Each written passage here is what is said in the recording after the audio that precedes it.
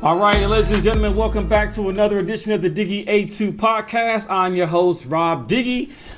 In the building, man, what a ride. We are on 4 weeks of episodes, and we are now making a trip up to the Northeast to Philadelphia, the city of brotherly love, where we're going to be talking about the iconic Roots crew. Oh, man, like I'll tell you all that the Roots have, what I would say, changed how we listen to hip hop. And I'm going to get into that discussion here in just a little bit. But before we jump into that, you guys, I have a very special guest that's going to be hanging out with us for the discussion today. I'm going to let him introduce himself because he's done like so much shit. Like I have no idea what he does. I even asked him that before we started. Like, brother, what the hell is it that you do? And he told me this. I was like, all right, hold on, man. Let me let you explain that to the audience. But this brother here is a good friend of mine in the industry. I consider him a brother in the industry. Anytime I need anything or Queen Jess needs anything, we can call on him, and he's always there for us. So, mass shout out to this gentleman right here. And I'm going to bring him in so you all can meet him. So, ladies and gentlemen, I bring to you my special guest for this episode, and that is Mr. Wild Tuna. Wild Tuna's in the building. What's good, my brother? What's good? What's up with you, King? Listen, man, I appreciate you having me, man. You've been a big supporter of mine. I've been trying to give you the same love, man. I gotta thank you for having me on the show. For everybody who don't know me, it's Wild Tuna, formerly known as the Young King.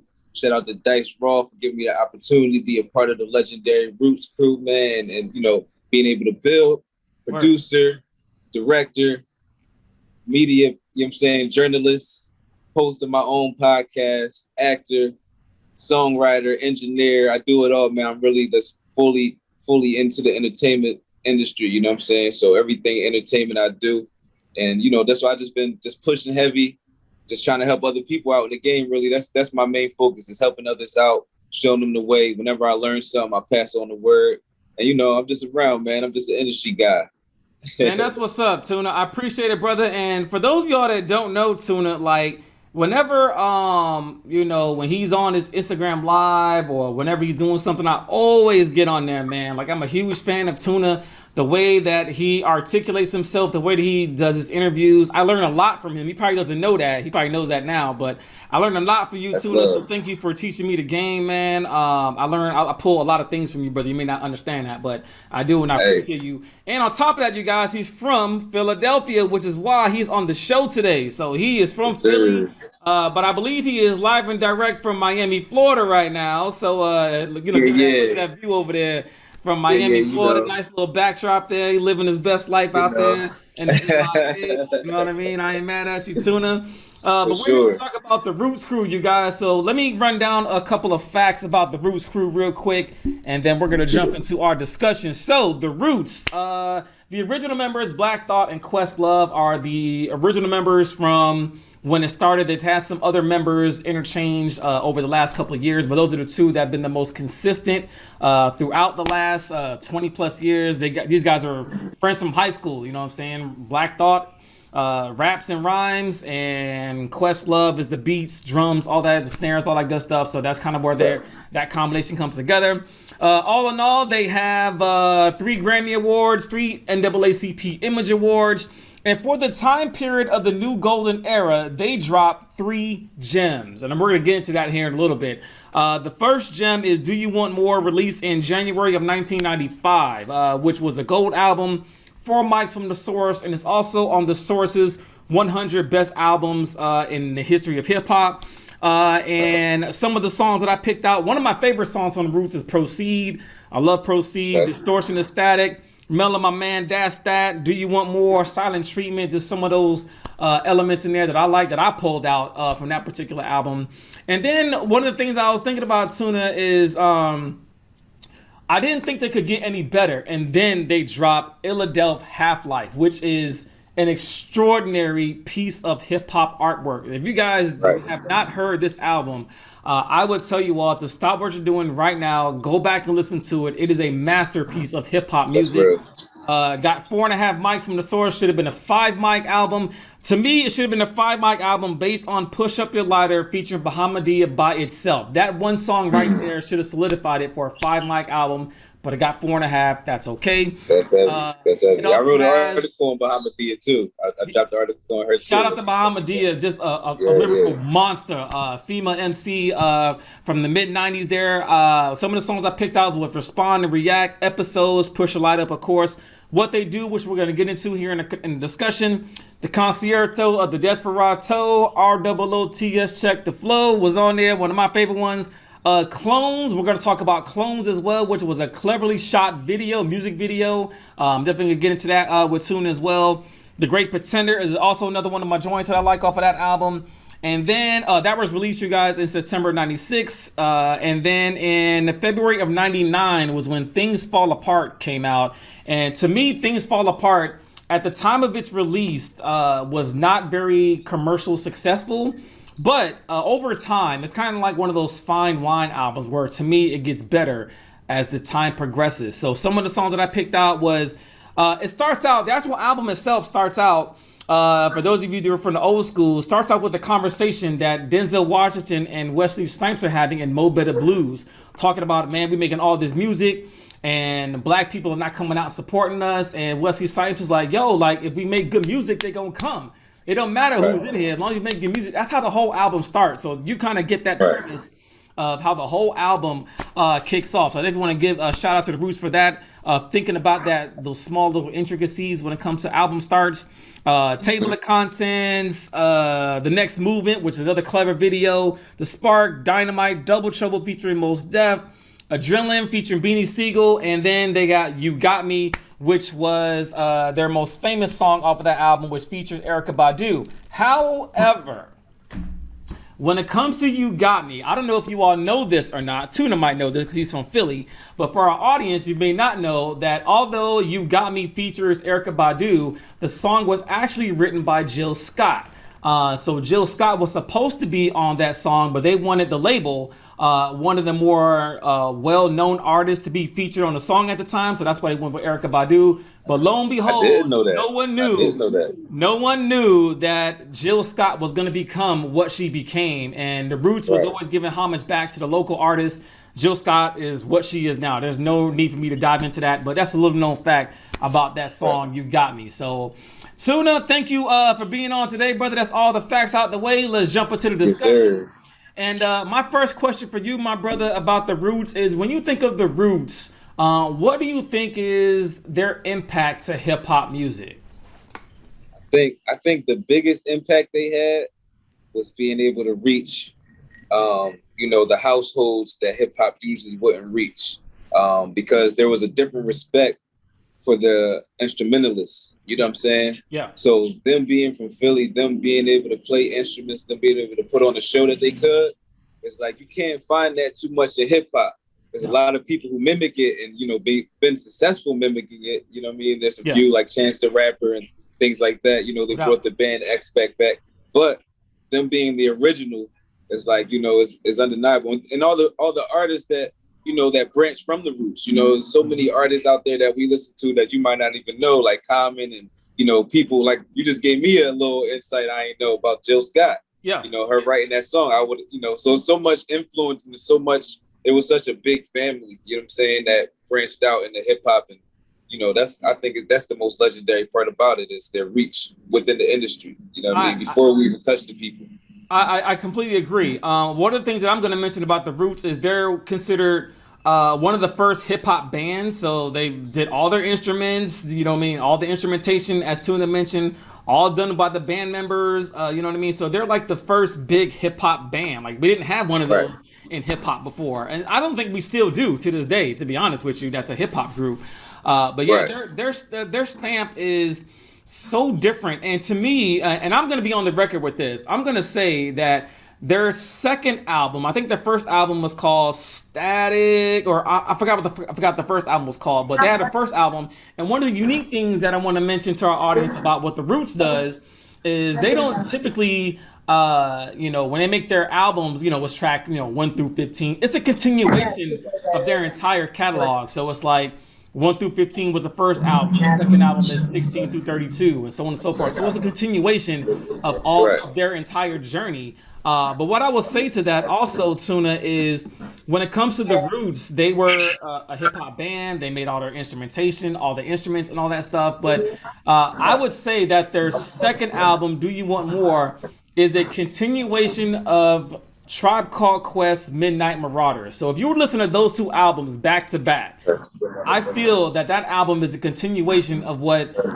Q-Tip and wanted to continue that jazz sound. And unfortunately, you guys, for hip hop, to me, that is when the jazz sound started to fizzle out, is with the Roots in those late 90s. I think there would have been a little bit of Jazzmatazz from Guru making the Jazzmatazz albums, but that to Tuna's point, that sound, that jazz sound of hip hop started to trickle away, and it's so sad because I love that sound, that boom bap, and they got it. They hit it the nail on the head. But so Tuna, I want to get your opinion about this. So when they graduated from Do You Want More to Illadelph Half-Life, which is a phenomenal hip hop album, they touched on a lot of different themes. One of those themes was, if you remember, the video for What They Do. You remember that video that they had for What They Do? So they were basically, telling the audience or the person who's watching the video, hip hop video 1-on-1. You got to have fly whips, you got to have a house, you got to have women, you got to have champagne and like all this stuff. And it's like, I wish that young cats would watch that video now in 2021, because we're starting to see the same things. The same thing these brothers were talking about in 1996. We're not seeing much of a transition into that. So I had just posted that video on my Facebook probably like a month ago, right? But when I posted it, it reminded me of the Outkast video too. So that kind of gave me a little insight of when Outkast kind of played that. But they knew the message, and I think at that time, that's when recording was starting to change, when it was going, more into the digital, recording. Yeah. So instruments were, they were still used, but it wasn't what the commercial sound was. You know what I'm saying? It was changing the commercial sound. So I think that's why, that transition happened. But, that concept of that music videos was 100% right. And I'm sure they got it because the label said, yo, we need y'all to do this, because this is what they asking for. This is what the game about to turn into. Yeah. And, they was like, you know what, we not, but we just going to let y'all know this is what they pushing. You know what I mean? So they had to get their message off, but did it in their own way. Exactly. And to go back to your point, they did it their way, but they also were teaching a lesson too. I think there's a hidden message in there where they're like, okay, look, if you are successful, this is, you don't have to make videos with all the same shit. Like we've seen all the videos with the ladies, or we'll say the models. We'll say with the video models and the swimming pools and the champagne and the cars and the houses. Like all that stuff is a false representation, just as Black Thought says in the actual song itself. You know what I mean? He talks about that, and it's like, why are we always trying to be bigger than what we are? Like we as Black people are always trying to be bigger than how we appear, and it's still relevant in 2021, fam. I think that's because we feel like we gotta have something to prove, right? We put in a lot of work, and we want people to, recognize that work. Whether if they didn't see it, they're gonna see what came from it. I think that's where we kind of got a little stigma where we got to present ourselves on a higher level so people know, hey, I'm not just anybody regular. I'm such and such. You know what I'm saying? I think once we get out of that habit, we'll be able to start spending our money in the right places. We'll be able to really start building our community instead of building our personal selves and building our assets. You know what I'm saying? Absolutely. Absolutely. And that definitely talks to today's generation of hip hop, of artists. I definitely will second that because, I think when you become, I think the Roots recognize this early. When you become to a certain point in your career, whether you want it or not, Tuna, whether you want it or not, you have an obligation now. You are a role model, whether you want the title or not. You have an obligation to show people that are watching you what you should and should not be doing, right? So, I mean, do you want the title? Probably not. But when you get to a certain status, people are watching your move. You know what I mean? So it's not like you can't go out there and do those things and buy those. I think as Black people, and I came from nothing too, you know what I'm saying? So, I mean, I understand that as well. When you get your first check, you want to go out there and buy the nice chains and buy all the Jordans, you know what I'm saying? Because as Black people, we don't have shit. So when we get shit, we want to go buy shit. It's just how, it's just how it is, right? And I think we just buy the wrong shit. We just buy the wrong shit. We can buy shit, but we just buy the wrong shit. Instead of buying a chain that costs a house, just get another house. So we just gotta spend better places. Yeah. And I think I think that's changing rapidly now. It is. I see a lot of the my generation, the young generations coming up, and they're aware of what it takes to live life. Because when I know, just for me coming up, I'm 30. Yeah. So I'm listening to the things fall apart when I'm 9 years old, and I don't really know what I'm listening to, but I just know that my folks listening to it. So now when I go back and listen to it, I'll be like, man, that's crazy. Then I go listen to Marvin Gaye, and I'll be like, man, this sounds like the same shit been going on for the last 50 years. You know what I'm saying? So you're right about earlier, you mentioned about going back and listening differently with the different ear or new intention. So that's definitely real. And man, I just think, once we learn how to spin, and we don't even got to come together, nothing crazy. We don't need no crazy marches. We don't need to be at the table with them to change our lives and all this stuff. We really just need to spend our money differently, and that changes the economy and the respect that we get, No, absolutely.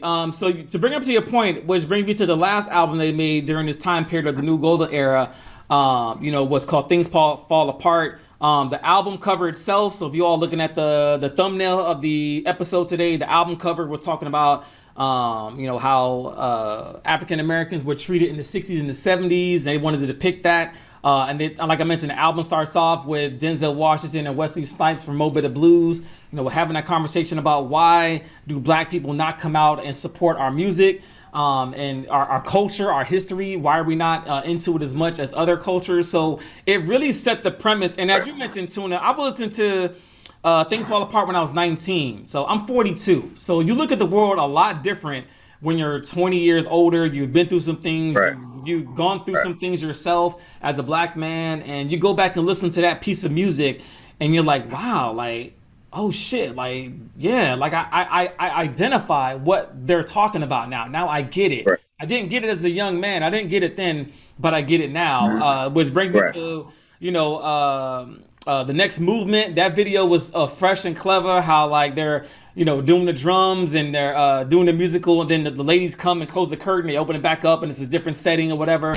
Clever stuff. And then, but I want to talk about "You Got Me" for a little bit. That's one of my favorite joints from the Roots in their entire catalog. As I mentioned, written by Jill Scott. Jill Scott did not get on the record because they didn't know what Jill Scott was going to become, which is really unfortunate. I think that would have catapulted Jill Scott to the stratosphere at that point in her career in '99. But she came out with Who Was Jill Scott in 2000. She took off on her own, but they gave her that option, or that opportunity rather. And I want to know from you, Tuna, what does the Roots mean to the city of Philadelphia? Since you're from there, what do the Roots mean to that city?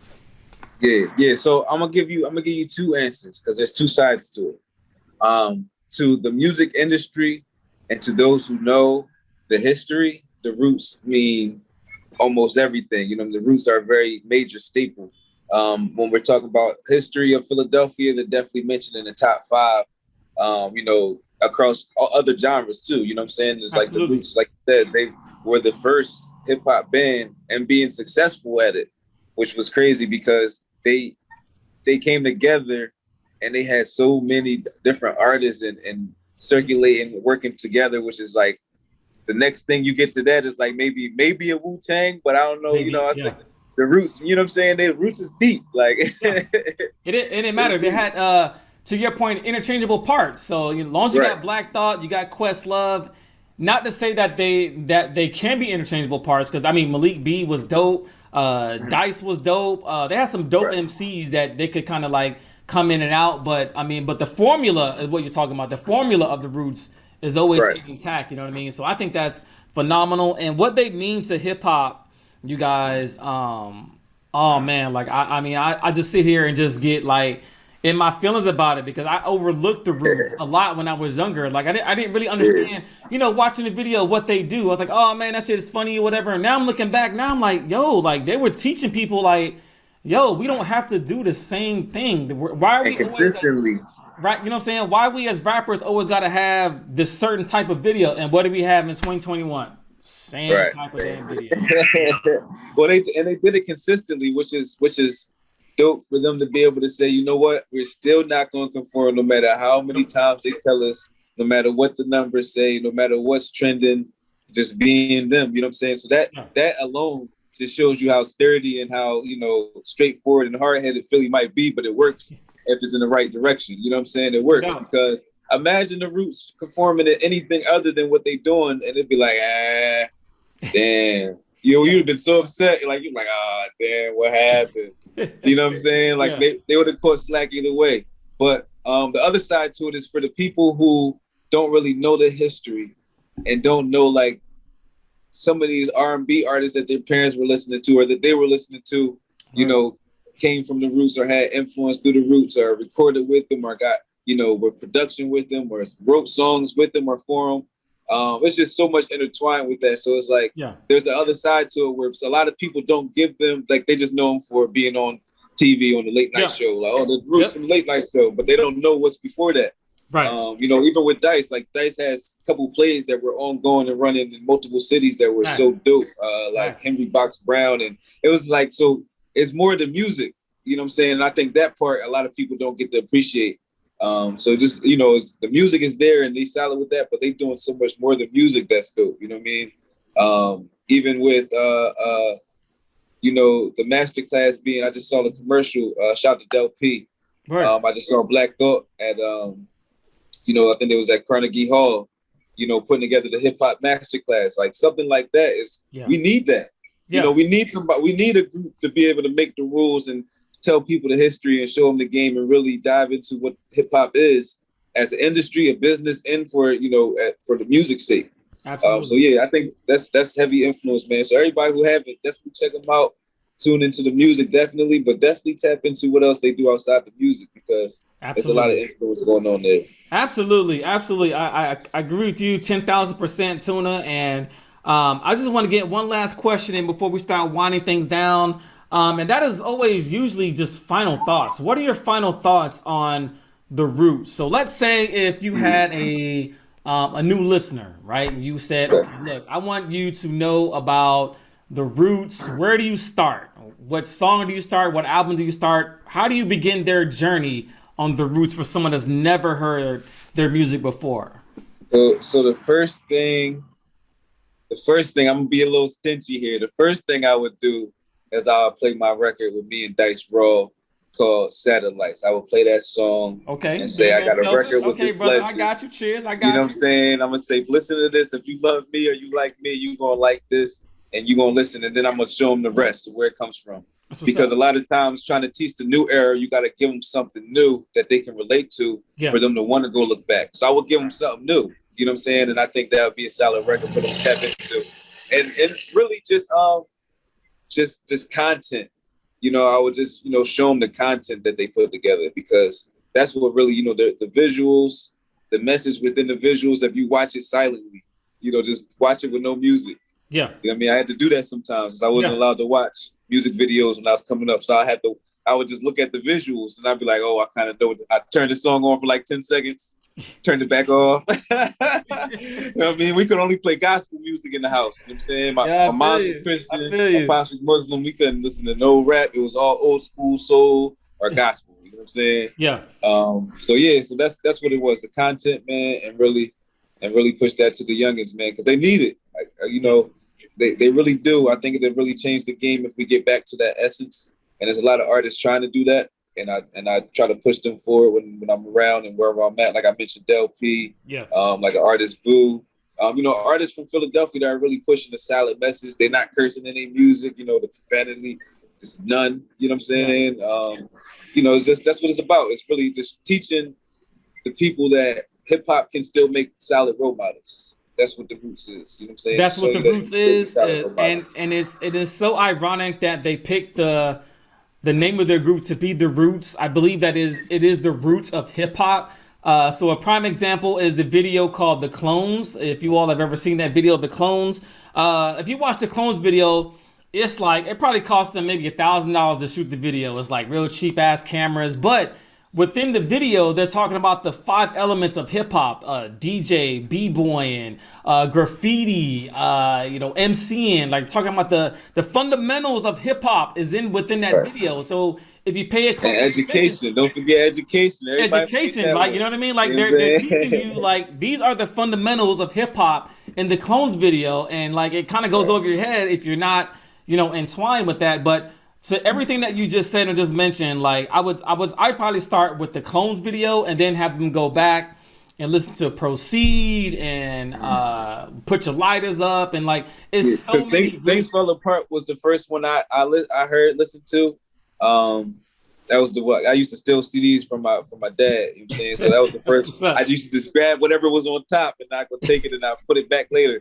So that was one of the first. That one I had a DMX album. I had stole Tupac. It was a couple of them, but the Roots was definitely one of them Jones. And like I said, I didn't know what I was listening to at the time, but I liked it. You know what I'm saying? I'm like, oh, all right, I like it. You know what I'm saying? And yeah, no doubt. Now when I go back and be like, yo, this maybe now I see the influence, because I never rapped like, I was never the trap artist. You know what I'm saying? I always kept it true to the essence. You know what I'm saying? All my music was all positive storytelling.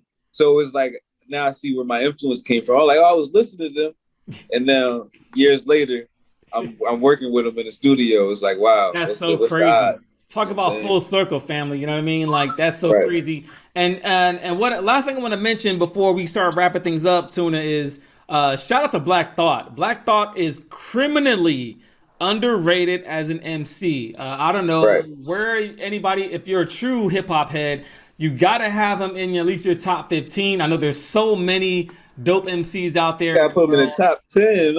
Top 15.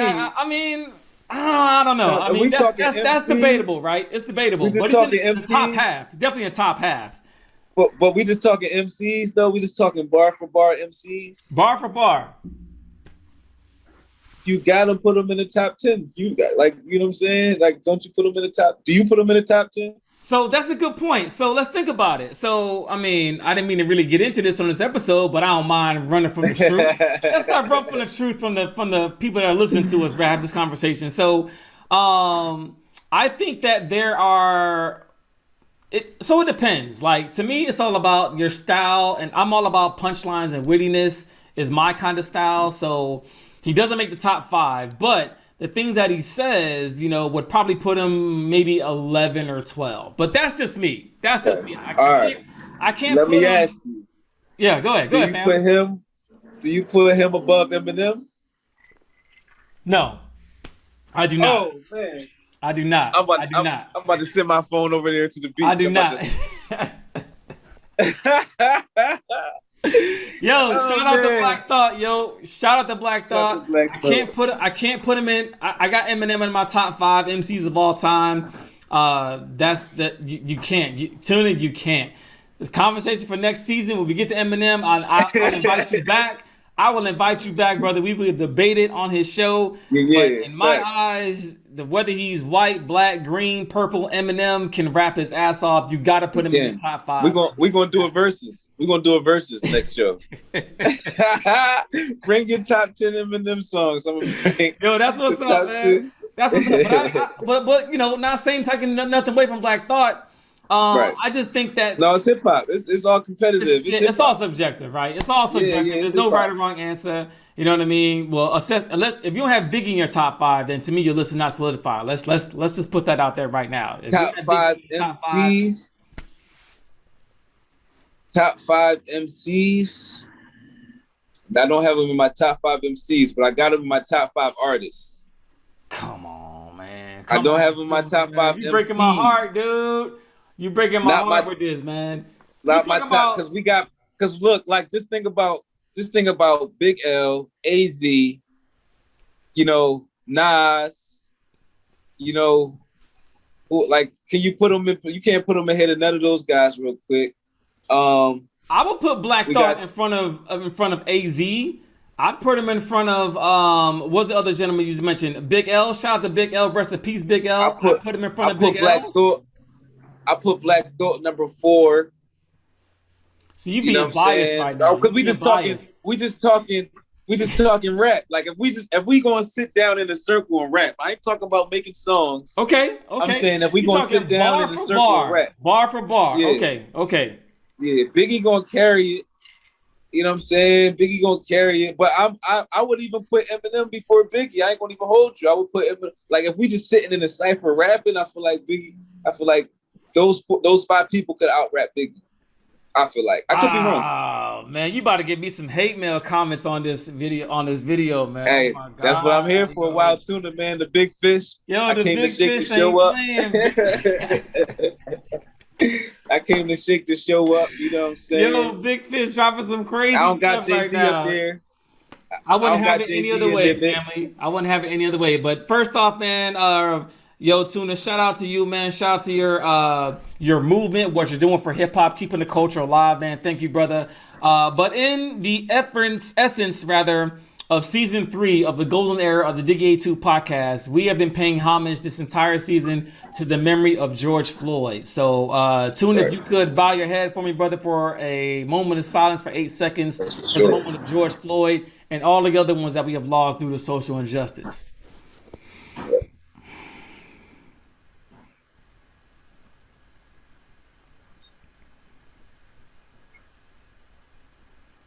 Amen. Let that man's soul rest in peace. And all the other ones that we lost due to social injustice. So, Wild Tuna, my dude, my ace, my brother, it's time for shout-outs. Who are your shout-outs going to this week, my good sir? Oh, man, I got so many, man. Shout out to all my sponsors, first and foremost, man. There's so many of y'all. Shout out to Radio Pushers, Results to No Hype Magazine, head editor-in-chief at the magazine, doing big things there. We pushing, touring, doing everything large. Shout out to drippyfish.com and my team over there. That's my clothing line, personal brand. Shout out to them. We about to launch April for my birthday. April 10th, we relaunching the website with new clothes, all exclusives. I don't let the public, it's not for the public, it's real exclusive. You know, in order to get the clothing line, you got to go through a little membership because we want the right people to represent our brand. You know what I'm saying? So that's, you already know I'm sending you some work though, bro. You already know. You already know what it shout is. Out to my moms, man. Shout out to my mom. Shout out to my grandma because my grandma helped me get into hip hop. She showed me the way. She really supported me as a youngin' and played so much music for me from, you know, Sade to, you know, Mozart. Like we listen to everything. You know, she showed me about writing poetry. Shout out to her because it wasn't for her, I wouldn't know nothing about music. I wouldn't have the love for it. But I do. Shout out to my kids. You know, shout out to guys. Shout out to everybody, man. There's so many people. You know what I'm saying? Shout out to everybody. Shout out to Dice Raw. Shout out to the whole Philly, you know, shout out to hip hop in general for, you know, just welcome me in open arms. You know what I'm saying? Ever since I stepped in and started chasing the dream, it's been, you know, all in progress. You know what I'm saying? So I'm just blessed, man. I'm blessed. And shout out to you, bro, because you had me on the show. Like I said, you support. I see you tapping in all my interviews. I see the love. So, you know, whatever you need from me, you know, just give me a call. You already know. Give me a call. Word, man. Word, shout out to Wild Tuna, you guys. I've been chasing this cat to get on here for a little while now, but I had to wait till the right episode. I had to wait till the right one, and I think that this one fit in Tuna's Woodhouse. So my first shout out is to Wild Tuna. Thank you, sir, for coming on, hanging out with us. I know you got that nice backdrop in Miami, Florida. I'm mad jealous right now. Yeah. You know what I mean? I'm mad jealous. Enjoy the view, my brother. Enjoy that. I know you're out there for work. But, you know, check out Tuna, you guys, showing y'all that Miami essence out there. You know what I mean? Beautiful. It's beautiful, man. Like, shout out to my family, my mom who watches every single week. Shout out to you, Mom. I love you, my mom, my dad, my family, my kids. Shout out to Queen Jess, who was out on doing a tour right now in the Northeast, doing the press tour for the brand and some artists. And shout out to D-Tech. D-Tech, shout out to you, brother, for doing an interview with them last night, man. So shout out to you, brother.